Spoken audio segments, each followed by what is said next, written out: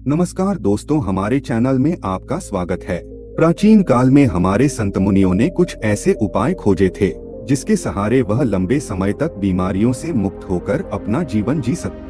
आज के वीडियो में हम उनमें से सबसे महत्वपूर्ण नियमों का जिक्र करेंगे जो बहुत आसान है और जिसे अपनाकर कोई भी व्यक्ति, पुरुष या महिला, बूढ़ा या बच्चा अपना सकता है और बीमारियों से मुक्त स्वस्थ जीवन जी सकता है। इस नियम को समझने के लिए सबसे पहले यह समझें कि प्राचीन काल में हमारे संत मुनि कभी भी सूर्यास्त के बाद भोजन नहीं करते थे।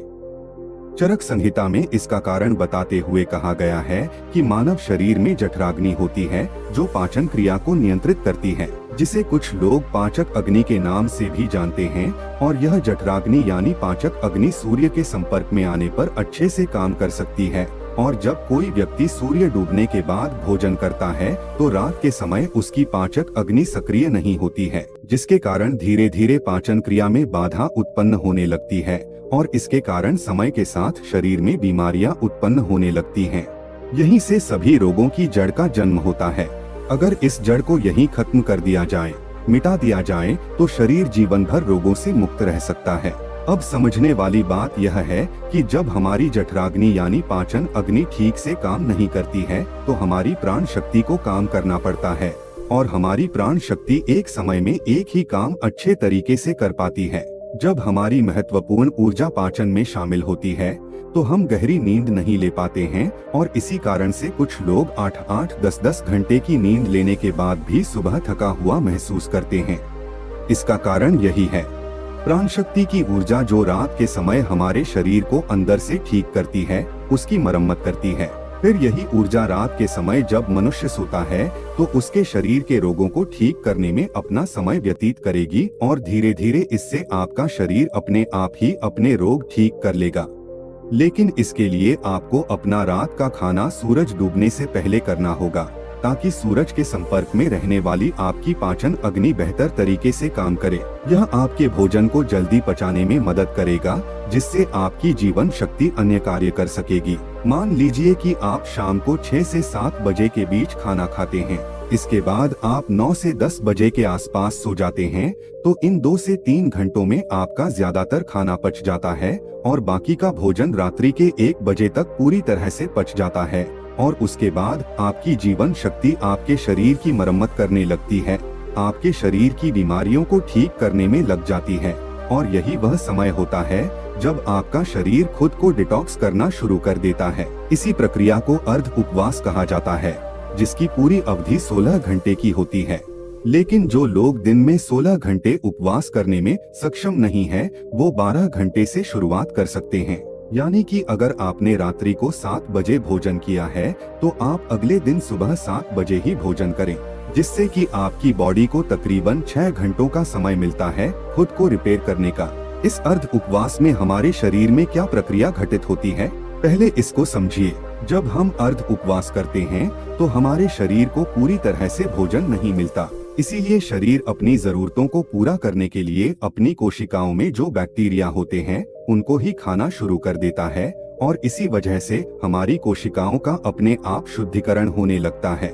वैज्ञानिक भाषा में इसे ऑटोफैजी कहा जाता है, जिसका मतलब होता है बॉडी को सेल्यूलर लेवल पर डिटॉक्स करना।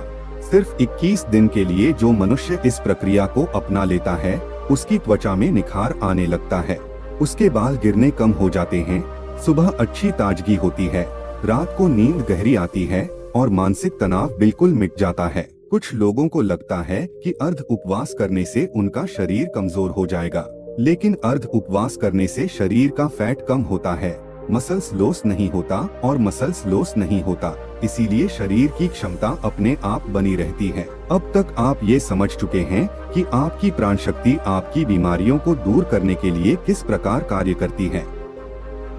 किस समय आपको भोजन करना चाहिए ताकि आपकी प्राण शक्ति पूरी ऊर्जा के साथ काम कर सके, ये हम समझ चुके हैं। लेकिन इसके बाद जो समझने वाली बात है वो ये है कि आज के समय में काम करते करते आदमी अपनी दैनिक दिनचर्या बिल्कुल छोड़ देता है।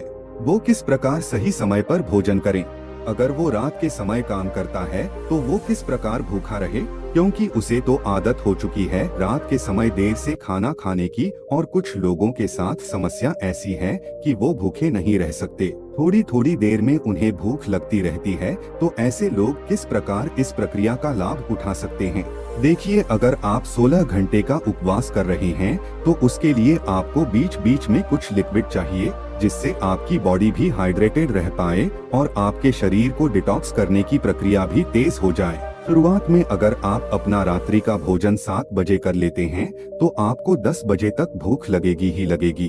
उस समय जब आपको भूख लगे तो उस समय आप नारियल पानी पी सकते हैं। इससे शरीर में बहुत सारे लाभकारी फायदे भी होंगे और आपके डिटॉक्स की प्रक्रिया तेज हो जाएगी।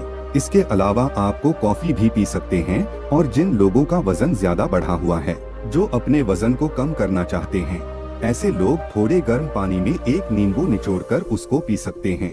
इससे उन्हें अद्भुत लाभ होंगे। कुछ ही दिनों में वो पाएंगे कि उनके शरीर का वजन कितनी तेजी के साथ घट गया है।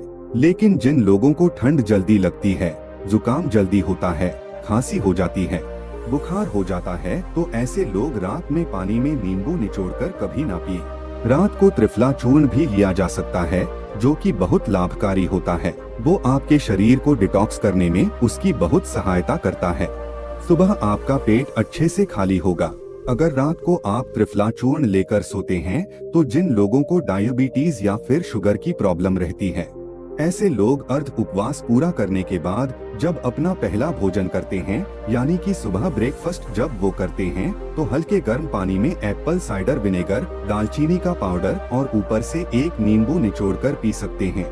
इससे उन्हें डायबिटीज में बहुत राहत मिलेगी और कुछ ही समय में उनके रिजल्ट्स बिल्कुल चेंज हो जाएंगे। उनका शुगर लेवल, डायबिटीज बिल्कुल मेंटेन होने लगेगा।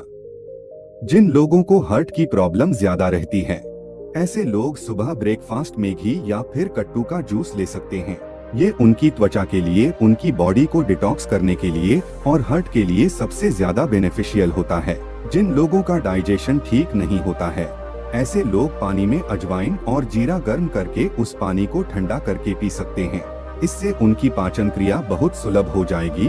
और जिन लोगों को अर्ध उपवास करने में दिक्कत होती है, बार बार भूख लगती है, तो ऐसे लोग हल्के गर्म पानी में शहद मिलाकर पी सकते हैं। ये उनकी भूख को मिटा देगा और उनके शरीर को डिटॉक्स करने में बहुत मददगार ही साबित होगा। कुछ लोग जल्दी रिजल्ट पाने के लिए हफ्ते में 2-2 दिन उपवास करते हैं, लेकिन फिर 5 दिन पेट भर भर के भोजन करते हैं। इससे उनको जल्दी रिजल्ट्स तो मिल जाते हैं, लेकिन ज्यादा समय तक ऐसे रिजल्ट्स टिकाऊ नहीं होते। अर्ध उपवास यानी कि इंटरमिटेंट फास्टिंग धीरे धीरे रिजल्ट दिखाती है, लेकिन इसके जो रिजल्ट होते हैं वो परमानेंट होते हैं। इसमें ऐसा नहीं होता है कि जैसे ही आपने फास्टिंग करनी छोड़ी वैसे ही आपका फिर से वही हाल हो गया। इसमें एक बार आपके शरीर को जो फायदे हो गए वो बहुत समय तक मिटते नहीं हैं। देखिए, हर कोई अर्ध उपवास कर भी नहीं सकता है, क्योंकि जो स्पोर्ट्समैन होता है, जो खेलकूद में होते हैं, उनके शरीर को रेगुलर डाइट चाहिए होती है, क्योंकि उनके लिए हेल्थ से ज्यादा परफॉर्मेंस जरूरी होती है।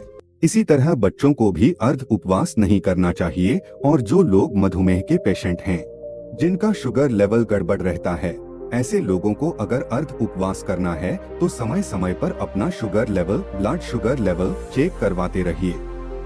जो लोग अर्ध उपवास का सही तरीके से पालन करते हैं, उनके शरीर की 80% बीमारियां खुद ही ठीक हो जाती है। और जिन लोगों को कोई बीमारी नहीं होती, ऐसे लोग अर्ध उपवास करके अपनी बॉडी को डिटॉक्स कर सकते हैं, जिससे कि भविष्य में उनको कोई बीमारी नहीं होगी। यही हमारे संत मुनियों का जीवन भर स्वस्थ रहने के लिए अचूक मंत्र था, जिसका आयुर्वेद चरक संहिता हर जगह उल्लेख मिलता है। चरक संहिता में अर्ध उपवास के साथ एक और नियम जोड़ा गया था, लेकिन वो आज के समय में संभव नहीं है। लेकिन फिर भी मैं आप लोगों के सामने उसका उल्लेख करना चाहता हूँ। शायद कुछ लोग उसका पालन कर पाए, और अगर आप पालन कर पाते हैं या नहीं भी कर पाते हैं तो कमेंट सेक्शन में जरूर बताना। देखिए, पुराने समय में जो खाना पकता था वो मिट्टी के बर्तनों में पकता था, और यह बहुत जरूरी होता था कि उस खाने को पकाने के लिए उसमें वायु का स्पर्श हो, उसमें प्रकाश का भी स्पर्श हो, उसमें अग्नि का स्पर्श हो और उसमें मिट्टी का भी स्पर्श हो। उस समय मिट्टी का ही बर्तन होता था। अग्नि का स्पर्श खाने को पकाने के लिए दिया जाता था। और सूर्यास्त से अगर पहले खाना पकेगा तो उसमें प्रकाश का भी स्पर्श आ जाएगा और वायु का भी स्पर्श आ जाएगा। क्योंकि खाना प्रेशर कुकर में नहीं पकता था, खुले बर्तन में पकता था, जिससे वायु उसको स्पर्श कर सके। लेकिन आजकल की जीवन शैली में यह संभव नहीं है। इसीलिए कम से कम हम अर्ध उपवास करना तो सीखे। चाहे हम उस तरह का भोजन तैयार नहीं कर पा रहे, लेकिन अर्ध उपवास करके अपने शरीर को फायदा तो पहुंचा सकते हैं। तो दोस्तों, उम्मीद करता हूं आपको इस कहानी से एक अच्छी सीख मिली होगी। यह कहानी आपको कैसी लगी हमें कमेंट बॉक्स में कमेंट करके जरूर बताएं, और साथ ही इस कहानी को अपने दोस्तों के साथ जरूर शेयर करें ताकि उन्हें भी इस कहानी से कुछ सीखने को मिल सके। कृपया मेरे चैनल को लाइक करें और सब्सक्राइब करें, और नए वीडियो अपडेट पाने के लिए घंटी आइकन पर क्लिक करना न भूलें। धन्यवाद।